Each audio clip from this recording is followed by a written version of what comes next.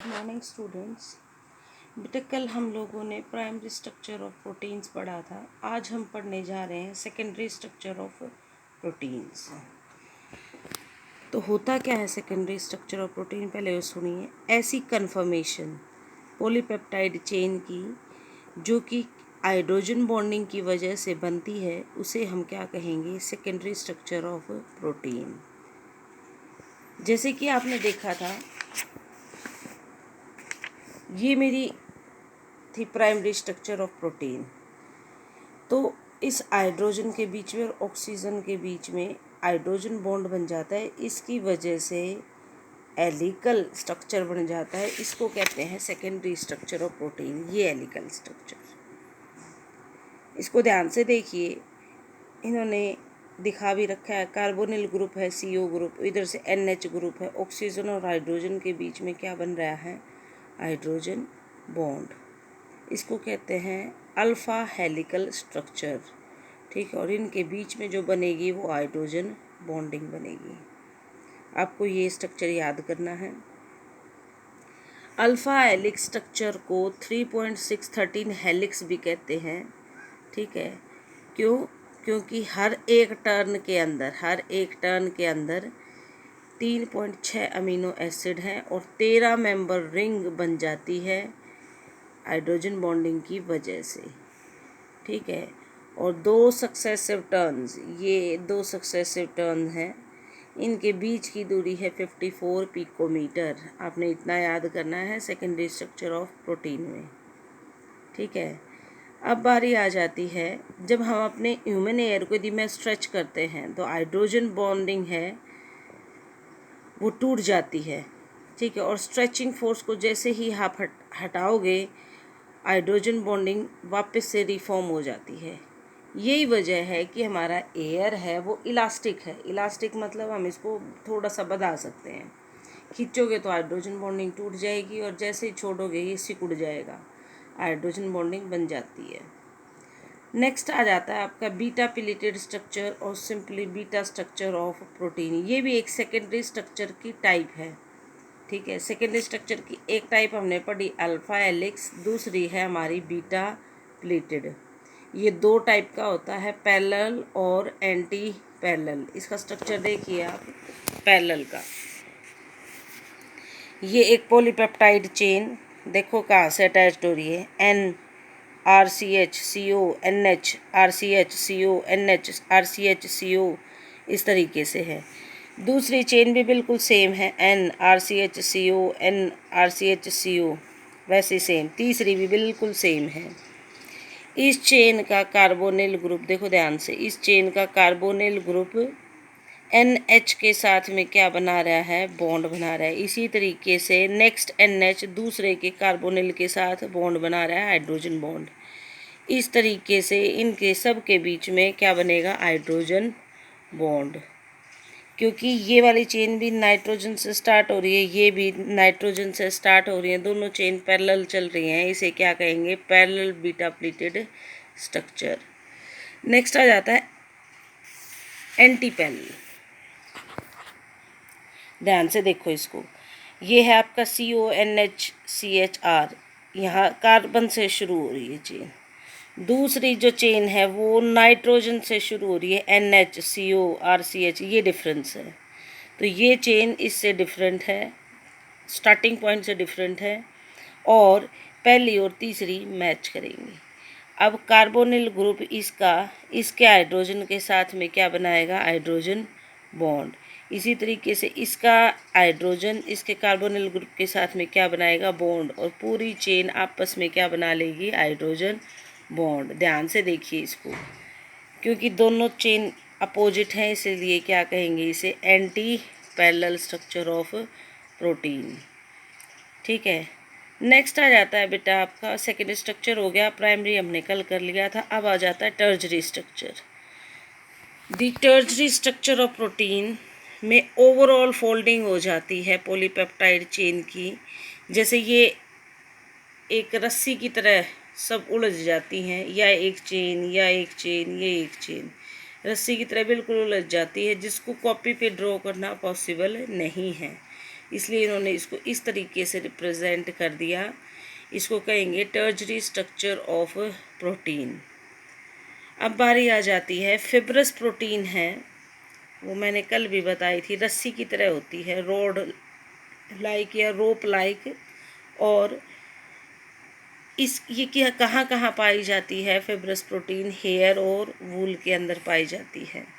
Water insoluble होती है। Globular protein water soluble होती है, ठीक है, और इसमें कॉइलिंग बहुत ज़्यादा हो जाती है। जैसे कि आप ये कह सकते हो फिब्रस प्रोटीन तो ये है, ऐसी ऐसी ऐसी ग्लोब्यूल की तरह हो, वो आपकी क्या कहलाएगी?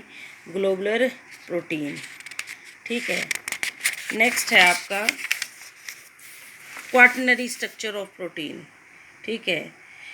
देखो इसको हम इस तरीके से रिप्रेजेंट कर सकते हैं। ये तो था सिंगल चेन बन गई आपका प्राइमरी स्ट्रक्चर, ये थोड़ा सा हेलिक्स बन गया सेकेंडरी स्ट्रक्चर, दो हेलिक्स आपस में मिक्स हो गए टर्जरी स्ट्रक्चर, और बहुत सारे हेलिक्स आपस में इंटरमिंगल्ड हो गए, ये क्या कहलाएगा? Quaternary structure. इनको कॉपी पे ड्रॉ करना पॉसिबल नहीं है, सिर्फ हम शो कर सकते हैं इस तरीके से, ठीक है। नेक्स्ट आ जाता है डीनेचुरेशन ऑफ प्रोटीन। कह रहा है हर एक प्रोटीन का अपना एक बायोलॉजिकल सिस्टम होता है और उसका एक अपना 3 डायमेंशनल स्ट्रक्चर होता है और उसकी एक स्पेसिफिक एक्टिविटी होती है। वो प्रोटीन जिसकी एक स्पेसिफिक एक्टिविटी हो, स्ट्रक्चर हो, उस प्रोटीन को कहेंगे नेटिव प्रोटीन। यदि इस प्रोटीन के अंदर कोई फिजिकल चेंज कर दे, लाइक पीएच का या केमिकल चेंज हम कर दें, तो इसका जो स्ट्रक्चर है वो टूट जाता है। जैसे यह एक प्रोटीन है, इसका एक पर्टिकुलर स्ट्रक्चर है, आपने इसको ये नेटिव प्रोटीन कहेंगे हम इसे, लेकिन इसमें कोई भी चेंज कर दिया, आप चाहे पीएच में कर दो, चाहे टेम्परेचर में कर दो, तो इसके बीच के जो हाइड्रोजन बॉन्ड है वो टूट जाएंगे और ये अनकॉयल हो जाएगी, ठीक है। इस प्रोटीन को कहेंगे डीनेचुरेशन प्रोटीन, ठीक है, यानी कि कोगुलेट कर जाएगी। Due to coagulation the native shape of the protein is destroyed and biological activity is lost. जैसे कि अंडा है, आपने देखा है अंडे के अंदर एल्ब्यूमिन प्रोटीन होती है, ठीक। जैसे ही आप उसे हीट करोगे वो हार्ड मास में बन जाता है, सेट हो जाएगा। अंडा पहले तो लिक्विड होता है, बाद में सॉलिड बन जाता है ईटिंग करने से की वजह से, क्योंकि उसका नेटिव स्ट्रक्चर डीनेचर्ड हो जाता है प्रोटीन में। जैसे आपका चीज़ है, ठीक है, दूध से आपने चीज़ बना लिया, तो दोबारा से चीज़ से आप दूध नहीं बना सकते, ठीक है। तो पहले दूध था वो नेटिव स्ट्रक्चर था, अब उसका स्ट्रक्चर क्या हो गया? डीनेचर्ड हो गया है, ठीक है।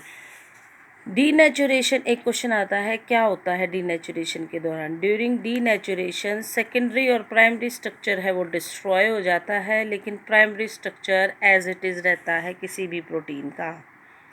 क्वेश्चन आता है white of an egg on boiling कहाँ चला जाता है? When the egg is boiled hard the soluble protein present in the denature result into changes into fibrous protein, ठीक है। यानी कि अंडे का पानी उबालने के बाद कहाँ चला जाता है? ग्लोबुलर प्रोटीन किस में कन्वर्ट हो जाती है? फिब्रस प्रोटीन में। दही जमने में भी ग्लोबुलर प्रोटीन फिब्रस प्रोटीन में कन्वर्ट हो जाती है, ठीक है। कई बार डीनेचुरेशन की प्रोसेस को हम रिवर्सिबल कर सकते हैं, कई बार हम नहीं कर सकते। जैसे एग बॉयल हो जाए तो वापस से बॉयल्ड एग से नॉर्मल एग नहीं बन सकता है, ठीक है। कुछ केसेस में डीनेचुरेशन है वापस हम ऑब्टेन कर सकते हैं, ठीक है, और इस प्रोसेस को कहते हैं रीनेचुरेशन। नेक्स्ट आ जाता है बायोलॉजिकल फंक्शन ऑफ प्रोटीन। बेटा उससे पहले मैं आपको बता दूँ इस टॉपिक में क्वेश्चन क्या क्या बनता है। सबसे पहले पूछेंगे नेटिव प्रोटीन क्या होता है, फिर पूछेंगे डीनेचुरेशन क्या होगा, फिर पूछेंगे डीनेचुरेशन के दौरान क्या होता है, फिर चौथा क्वेश्चन पूछेंगे where does the water of the egg go after boiling. Next आ जाता है biological function of protein. Biological function, it act as the structural material. हमारे एनिमल टिश्यूज़ हैं वो इसके बने हैं, जैसे हमारी मसल्स हैं प्रोटीन्स की बनी हैं, ठीक है। हमारे हेयर है, नील्स हैं, ये सब किसके बने हैं? प्रोटीन्स के बने हैं। It act as a transport agent, message को कैरी करते हैं प्रोटीन्स, ठीक है। हमारी जो एंजाइम्स हैं वो प्रोटीन्स ही हैं और एंजाइम्स का काम है मैसेज को कन्वे करना, ठीक है। They act as a biological catalyst. Metabolic regulators, ठीक है, ये हमारे जितने भी बॉडी के अंदर काम हो रहे हैं उसको रेगुलेट करने में हेल्प करता है। जैसे हमारी बॉडी के अंदर ग्लूकोज के लेवल को ये मेंटेन करते हैं। तो they act as a metabolic regulator. They act as antibodies. Diseases से लड़ने की शक्ति हमें कौन देती हैं? Proteins. They act as a antibodies. कैसे? क्योंकि ये डिजीज़ से फाइट करने के लिए एंटीजेंस प्रोड्यूस कर देते हैं जो डिजीज़ से फाइट करने में हेल्प करते हैं। नेक्स्ट आपका टॉपिक आ जाता है बेटा एंजाइम्स। एंजाइम्स जैसा कि मैंने अभी बताया आपको, एंजाइम्स क्या हैं? प्रोटीन्स हैं, लेकिन ये बायोलॉजिकल फंक्शंस हमारी बॉडी के अंदर करते हैं। ठीक है, तो enzymes are nothing but the proteins, they are biological catalyst. ठीक है, ये स्पेशल टाइप के कैटालिस्ट होते हैं। ठीक है, इनका कंपोजिशन, सभी एंजाइम्स हैं दे आर ग्लोबुलर प्रोटीन। कौन सी प्रोटीन होती है? Globular protein. एंजाइम के साथ में एक नॉन प्रोटीन पार्ट भी होता है, उसको कहते हैं कोफैक्टर। कोफैक्टर दो टाइप के होंगे, एक तो इनऑर्गेनिक आयंस और एक ऑर्गेनिक मॉलिक्यूल्स। ठीक है, ये तो इनऑर्गेनिक आयंस है। ऑर्गेनिक मॉलिक्यूल दो टाइप के होंगे, कोएंजाइम और दी प्रोस्थेटिक ग्रुप। अब कोएंजाइम क्या है? ये लूजली हेल्ड होते हैं प्रोटीन के साथ में और इनको हम सेपरेट कर सकते हैं। प्रोस्थेटिक ग्रुप है, टाइटली पकड़े हुए होते हैं और इनको हम नॉर्मल मेथड से अलग नहीं कर सकते हैं। ठीक है, और प्रोटीन और कोफैक्टर के कॉम्प्लेक्स को क्या कहते हैं? हम होलो एंजाइम। ठीक है, प्रोटीन और कोफैक्टर के कॉम्प्लेक्स को क्या कहेंगे? Holo enzyme. होलो एंजाइम टूट करके आपको दे देता है एक तो कोफैक्टर, दूसरा inactive protein part. Inactive protein part को क्या कहेंगे? Apo enzyme. फिर से सुनिए, एंजाइम है, एंजाइम के एक प्रोटीन है, प्रोटीन के साथ में एक नॉन प्रोटीन पार्ट होता है, नॉन प्रोटीन पार्ट आपका कहलाता है कोफैक्टर। कोफैक्टर दो टाइप के, इनऑर्गेनिक और ऑर्गेनिक। ऑर्गेनिक आपके दो टाइप के, कोएंजाइम और prosthetic group. Coenzyme loosely held होता है, प्रोस्थेटिक ग्रुप टाइटली हेल्ड होता है। एक प्रोटीन के साथ में जब कोफैक्टर होता है इकट्ठा तो वो क्या कहलाता है? Holo enzyme. होलो एंजाइम जब टूटता है तो हमें इनएक्टिव प्रोटीन पार्ट मिलता है, इसको बोलते हैं एपो एंजाइम। नेक्स्ट, एंजाइम की डेफिशिएंसी से क्या डिजीज़ हो जाता है? एक डिजीज़ हो जाएगा एल्बिनिज़म, यानी कि स्किन पे वाइट वाइट धब्बे पड़ जाते हैं बेटा। एक डिजीज़ हो जाता है फिनाइल कीटोन यूरिया। ठीक है, इसमें ब्रेन डैमेज हो जाती है, मेंटल रिटार्डेशन होती है इंसान को। ठीक है, अच्छा, यहाँ हो गया आपका एंजाइम ख़त्म। एंजाइम्स के यूजेस पढ़ना चाहो तो पढ़ लेना, कोई ज़्यादा इम्पोर्टेंट नहीं है। बियर हो गया, स्वीट सिरप हो गया, चीज़ जो हम बनाते हैं उन सब में किसका काम होता है? एंजाइम का। नेक्स्ट आ जाता है विटामिन्स। विटामिन्स क्या हैं? ग्रुप ऑफ बायोमोलिक्यूल्स हैं। ठीक है, जो कि हमारी बॉडी के अंदर एक स्पेसिफिकल बायोलॉजिकल फंक्शन है इनका और हमारी हेल्थ के लिए बहुत ही इम्पॉर्टेंट है। आपकी जो विटामिन्स हैं दो टाइप की होती हैं, water soluble and water insoluble. जैसे कि B1 B2 बी कॉम्प्लेक्स वाले जितने भी विटामिन हैं और विटामिन सी हैं ये वाटर सॉल्युबल हैं। बाकी A D E और K ये क्या हैं? फैट सॉल्युबल विटामिन्स हैं। ठीक है, बायोटीन विटामिन H एक ऐसी विटामिन है जो neither water soluble nor fat soluble. ठीक है, अच्छा, और विटामिन की डेफिशिएंसी से हम लोगों को डिजीज़ हो सकते हैं। मल्टीपल डेफिशिएंसी होना बहुत सारी विटामिन्स की वजह से ए विटामिनोसिस कहलाएगा। अब आपको काम क्या करना है वो सुनिए, आपको ये टेबल मैं क्लिक करके भेज रही हूँ, you have to learn it. इनका क्या करना है? जैसे विटामिन ए है, विटामिन ए का केमिकल नेम रेटिनोल, याद करोगे। कहाँ कहाँ पाया जाता है? मिल्क, बटर, एग, फिश में। इसकी डेफिशिएंसी डिजीज़ क्या हो जाएगा? ज़ीरोथैल्मिया, मतलब नाइट ब्लाइंडनेस आप कह सकते हो। ठीक है, ड्राइंग ऑफ स्किन। B1 कहलाता है थायमिन, सॉल्युबल है वाटर में, किस में पाया जाएगा?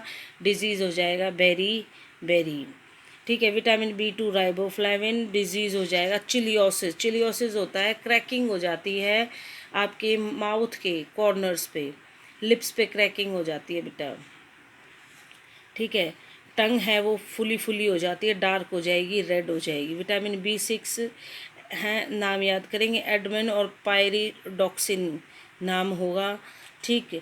और डिजीज़ हो जाते हैं प्लेजेरा, कौन सा डिजीज़ हो जाएगा, प्लेजेरा, श्रिवल्ड स्किन मतलब बुसी स्किन हो जाएगी। और एक डिजीज़ कन्वल्जन भी बोलोगे, याद करोगे, ठीक है। जनरल वीकनेस आ जाती है। विटामिन H, डर्मेटाइटिस मतलब स्किन से रिलेटेड डिजीज़ हो जाते हैं, बायोटीन बोलते हैं इसे। इसी तरीके से विटामिन B12, साइनेकोबैलामिन, ठीक है, और एनीमिया हो जाएगा। विटामिन बी कॉम्प्लेक्स पूछते हैं, what is vitamin B complex, what is complex about it, तो आप बताएंगे विटामिन बी कॉम्प्लेक्स कुछ नहीं है, बहुत सारे विटामिन्स का एक मिक्सचर है, together they are called as vitamin B complex. Vitamin B complex की डेफिशिएंसी से जो सारे डिजीज़ विटामिन बी के थे वे हो जाएंगे। विटामिन सी कहलाएगा बेटा आपका एस्कॉर्बिक एसिड, इसकी डेफिशिएंसी डिजीज़ होगा स्कर्वी, ठीक है। और पायरिया हो जाएगा, मतलब जो आपके टिट्स हैं वो लूज़ हो जाएंगे और मुंह से स्मेल आएगी। विटामिन डी, इराजोकैल्सिफेरोल और रिकेट्स हो जाता है इसकी डेफिशिएंसी से। विटामिन ई को एंटी स्टेरिलिटी विटामिन भी कहते हैं। एंटी स्टेरिलिटी विटामिन मतलब ये फर्टिलिटी के लिए ये रिस्पॉन्सिबल होता है, ठीक है। यदि विटामिन ई की डेफिशिएंसी होगी तो आदमी है वो रिप्रोड्यूस नहीं कर सकता।